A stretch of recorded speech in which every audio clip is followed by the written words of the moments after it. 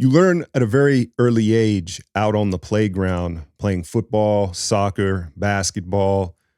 Can't use the ball as an excuse. No one likes that, right? You can't say, oh, well, it was the ball. I didn't like the ball. But the truth is, Hoopers, you know this to be true. Heck, Tom Brady and the Patriots know this to be true.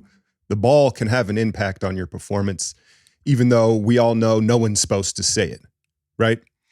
And when you talk about shooting mechanics of a basketball, ball handling, I know that the textbook theory is you got to control the ball on your finger pads and on your fingertips, right? That's what you're taught to do. But in reality, a lot of these NBA players, their hands are so big, they don't really do that, right? And what I have learned over the years is players that do play off their finger pads and fingertips, their fingertip dominant is what I guess we'll call it, a different ball usually affects them more. Steph Curry, the greatest shooter in the world, surprise, surprise, with all that touch, shoots off his fingertips, handles off his fingertips.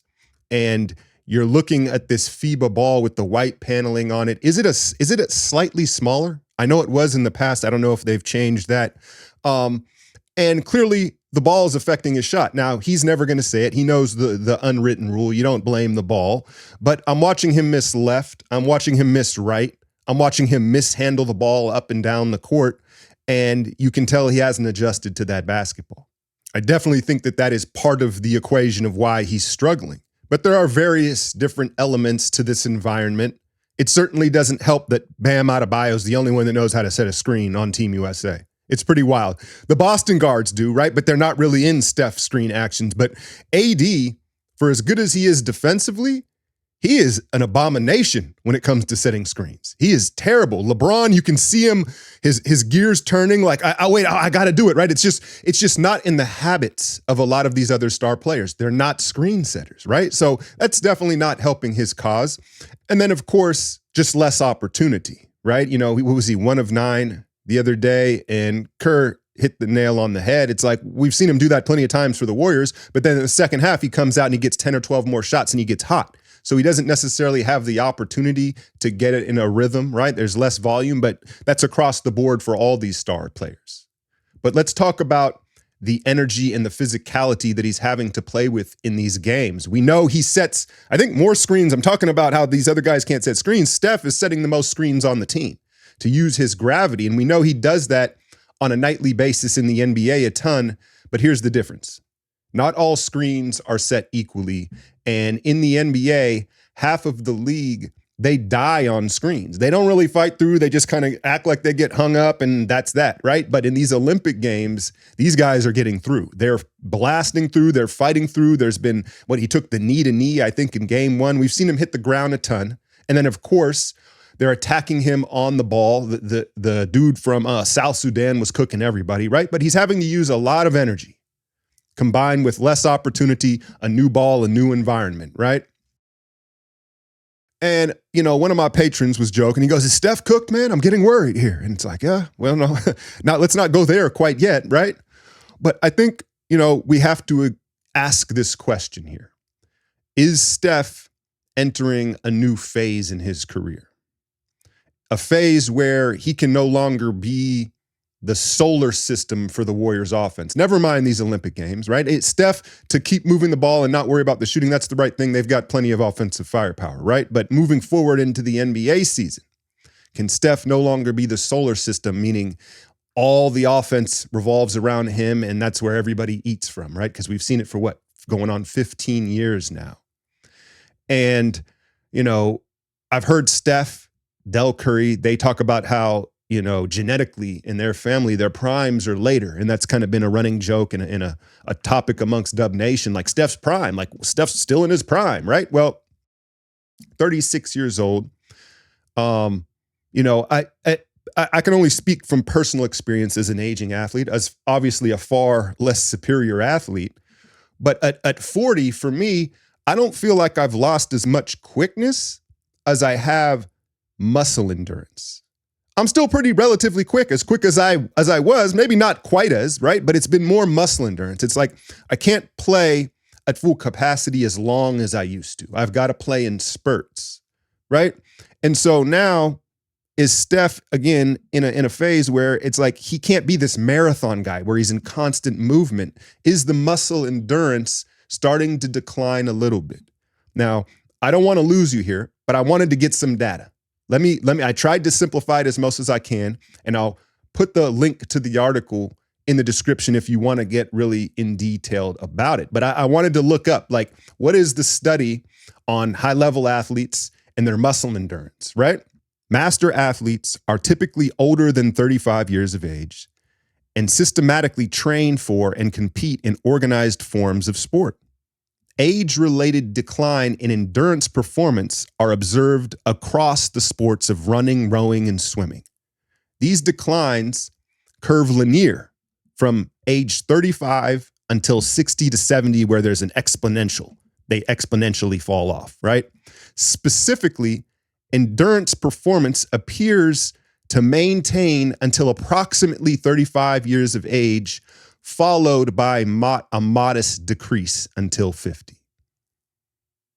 In conclusion, the current research suggests that age-related reduction in endurance are primarily related to a decrease in VO2 max and HR max. However, the age-related decline in endurance performance and physiological determinants appear to be mediated by a reduction in the intensity and volume of training.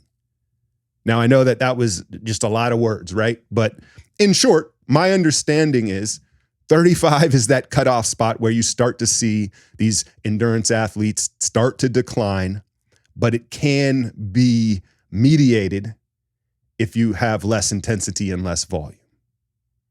Now, Steph, what is he? Is he 36 already? 35, 36? He's 36, right? Wasn't that in March? Is his birthday? There are two type of players, right? There's the player that you've got to pull out of the gym, and then there's the players you got to pull to the gym. We've got two of them on our team. We've got Steph, we've got Draymond. Figure out which one's which. No. But Steph, very much in that Kobe mentality as far as just like more, better shape, right?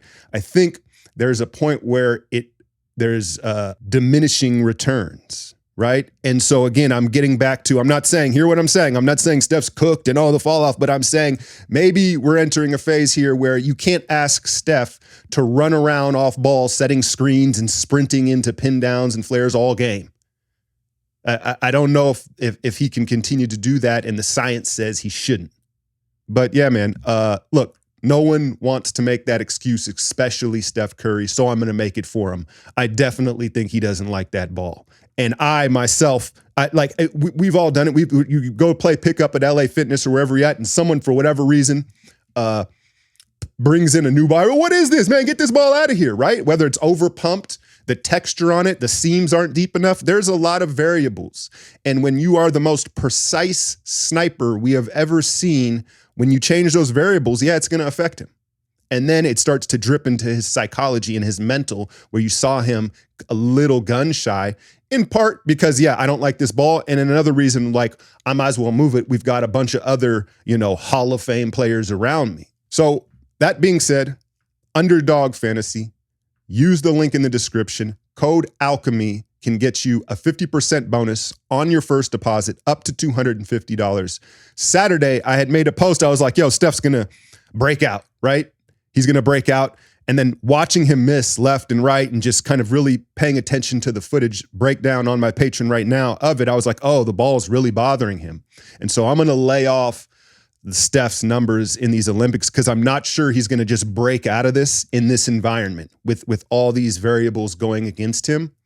My picks for Tuesday against Team Brazil, I'm going to go Anthony Edwards higher than 13.5 points. It's impressive that he's this aggressive shooting amongst these guys, right? When you talk about aura, you talk about juice, you talk about who's next. You can't teach his mentality. And even if he's over dribbling and he takes some difficult shots, the fact that he confidently does it and he remains aggressive. And then when we do end up blowing out these teams and it gets away from the other teams, he continues to go, right? So he's not only like kind of stat padding and chasing the numbers, but he's been aggressive and he's been ultra efficient. So I like the ant number moving forward as long as it doesn't climb too much.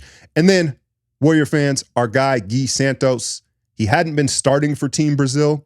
I like higher than 3.5 rebounds. We know how active he is, particularly on the offensive glass. And we also know Team USA has been doing a lot of kind of standing around and not boxing out. So I like his rebounding numbers tomorrow. Again, Underdog Fantasy, link in the description. But yeah, man, those are my thoughts on Steph's struggles. And it is what it is as long as they medal. You hate to see him frustrated on this stage and you want to see him shine. But I think the bigger topic of conversation is moving forward into the season, lightening his load and understanding he can't be this marathon sprinter for, 38 minutes for Steve Kerr coming off these screens. They got to find a way for him to save his endurance for when it matters. As always, hit that like, share, and subscribe. I'm out, y'all.